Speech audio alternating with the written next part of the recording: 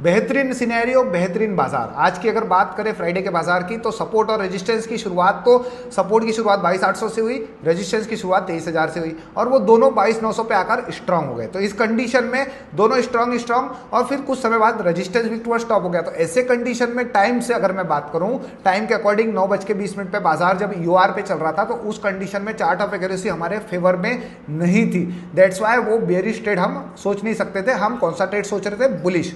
और जब बाजार एक्सटेंशन ऑफ सपोर्ट पे आया, उस कंडीशन में काफी सारे लोगों ने वो बॉटम से 9:40 में ट्रेड को अटेम्प्ट किया होगा एक्सटेंशन ऑफ सपोर्ट, और काफी देर के बाद जिस समय सपोर्ट वीक टुवर्ड्स बॉटम हुआ, उस समय हमें कॉस्ट पे एग्जिट भी मिला। भले ही बाजार नीचे था, बट प्रीमियम्स हमारे कॉस्ट पे थे अगर आपने सही एंट्री किया होगा तो।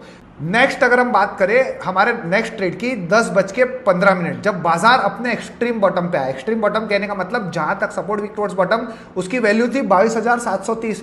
उस कंडीशन में रेजिस्टेंस का वीक टुवर्ड्स टॉप का परसेंटेज भी बढ़ रहा था। तो वो आपको एक बेहतरीन हमारे कॉन्फिडेंस देता है वो ट्रेड को इनिशिएट करने के लिए। 730 आपने वो ट्रेड इनिशिएट किया या फिर नहीं किया, कमेंट करके मुझे जरूर बताइएगा। और आज के दिन वो एकमात्र ट्रेड था बेहतरीन वाला, क्योंकि एक्सटेंशन ऑफ सपोर्ट से तो हमें कॉस्ट पे एग्जिट होना पड़ा, और उसके बाद जो परसेंटेज के बदलाव में हमने जो ट्रेड बनाने की कोशिश की है, वो था हमारा जहां तक सपोर्ट वीक टुवर्ड्स बॉटम था, वो वाला हमारा एक्सट्रीम बॉटम का ट्रेड, और वहां से हमें रिवर्सल भी मिला कि टॉप की तरफ एक डाइवर्सन का। तो वो एकमात्र बेहतरीन ट्रेड था। उसके अलावा अगर हम बात करें तो कोई भी नया ट्रेड मुझे बाजार में नहीं दिखाई दिया। और बियरिश सिनेरियो के अकॉर्डिंग, स्टेट ऑफ कंफ्यूजन के अकॉर्डिंग, अब बाजार में क्या हो सकता है आगे, बॉटम तो लगा चुका है, टॉप भी ऑलमोस्ट लगा चुका है, तो अब बाजार में कंसोलिडेशन फेज। और परसेंटेज के बिहाफ में बात करूं, डिक्रीजिंग परसेंटेज बाजार को बेयरिश करता रहेगा, तो इस चीज का हमें ध्यान रखना है। Thank you so much everyone.